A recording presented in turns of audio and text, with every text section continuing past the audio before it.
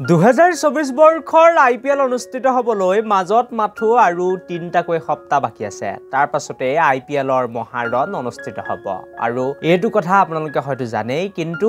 IPL 2024 অনুষ্ঠিত হ'বলৈ মাজত মাথো আৰু 3টাকৈ সপ্তাহ বাকি থকাৰ অৱস্থাতে বহু কেইগৰাকী খেলুৱে চিন্তা বহাইছে বুলি ক'ব লাগিব আৰু যি বৰ্তমান সময়ত খবৰ ওলাই আহিছে সেই খবৰ অনুসৰি তেওঁলোকে 2024 বৰ্ষৰ গোটেই IPL সিজনটো কৰিব পাৰে বা তেওঁলোকে আঘাতৰ বাবে 2024 চনৰ IPL খেলিব নোৱাৰিব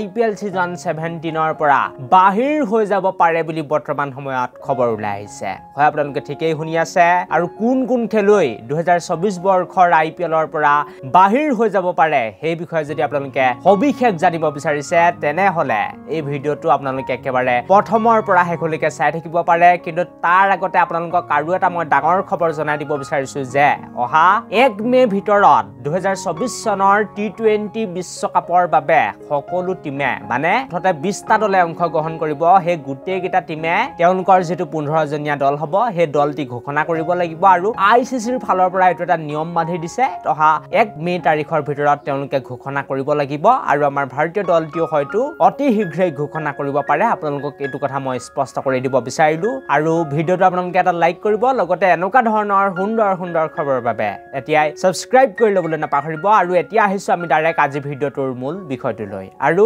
প্ৰথম যেগৰাকী খেলুৱৈ বাহিৰ হৈছে হেগৰাকী খেলুৱৈ কোন হয় আপোনালোকে বহুতে হয়তো গম পাইছে ইতিমধ্যে কিন্তু তথাপিও মই লিষ্টত ৰাখিছো কাৰণ ডাঙৰ খেলুৱৈ হয় যেতিয়া মই তেখেতৰ নামটো লবই লাগিব নাম হৈছে মহম্মদ শামি আৰু মহম্মদ শামি আপোনালোকে জানেই যে 2024 বৰ্ষৰ IPL কোনো পধ্যে খেলিব নোৱাৰিব আৰু যি খবৰ ওলাই আহিছে 2024 বৰ্ষৰ T20 বিশ্বকাপৰ পৰাও মহম্মদ শামি বাহিৰ হ'ব পাৰে আৰু মহম্মদ শামিৰ প্ৰায় কেইটামান দিনৰ আগতে অপাৰেচন হৈছে তেখেতে লণ্ডনত অপাৰেচন কৰি আহিছে গতিকে ফাৰ্স্ট নামটো হৈছে মহম্মদ শামি তাৰ পাছতে আৰু এটা বহুত বেছি ডাঙৰ নাম বুলি ক'ব লাগিব দিল্লী ক্যাপিটেলছ দলৰ যোৱা বছৰটো কেপ্টেইন আছিল এই বছৰ ভাইস কেপ্টেইন হয়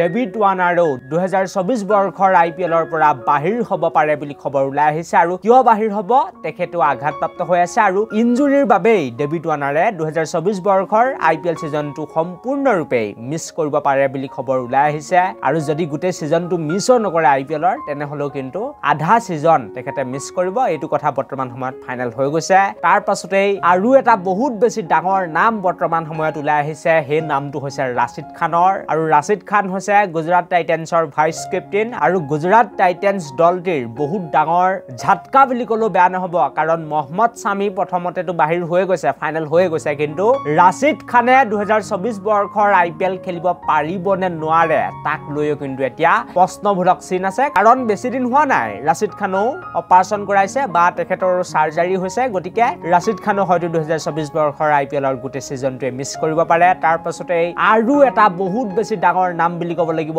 এজন বাংলাদেশৰ ক্ৰিকেটাৰ হয় তেখেতে বাংলাদেশ ক্ৰিকেট দলটিৰ বাবে বহুত অৱদান আগবঢ়াইছিল আৰু এতিয়া বৰ্তমান সময়ত চেন্নাই সুপাৰ কিংছ দলটিত আছে নাম হৈছে মুস্তাফিজুৰ ৰহমান আৰু মুস্তাফিজুৰ ৰহিমেও 2024 বৰ্ষৰ IPL মিস কৰিব পাৰে ইনজুৰিৰ বাবে ইয়াৰ পাছতে আৰু এটা বৰ্তমান সময়ত বহুত বেছি ডাঙৰ খবৰ বুলি ক'ব লাগিব যে লক্ষ্ণৌ সুপাৰ জায়ান্টছ দলৰ কেপ্টেইন কামাল লাজবাব ৰাহুলেও 2024 বৰ্ষৰ IPL মিস কৰিব পাৰে হয় আপোনালোকে ঠিকই শুনি আছে KL ৰাহুল সম্পূৰ্ণৰূপে 2024 বৰ্ষৰ IPLৰ পৰা বাহিৰ নহলেও কিন্তু আৰম্ভণিৰ প্ৰথম কেইখনমান খেল তেখেতে খেলিব নোৱাৰিব বুলি বৰ্তমান সময়ত ফাইনাল হৈ গৈছে আৰু সেইভাবে কেইটামান ঘণ্টাৰ আগতে লক্ষ্ণৌ সুপাৰ জায়ান্টছ দলটিয়ে তেওঁলোকৰ নতুন ভাইস কেপ্টেইনৰ নাম ঘোষণা কৰিছে আৰু নিকিপি মানে নিকোলাস পৰানলৈ লক্ষ্ণৌ সুপাৰ জায়ান্টছ দলটিৰ নতুন উপ অধিনায়কৰ দায়িত্বভাৰ গুচি গৈছে আৰু হেতুৱে ইংগিত যে KL ৰাহুলে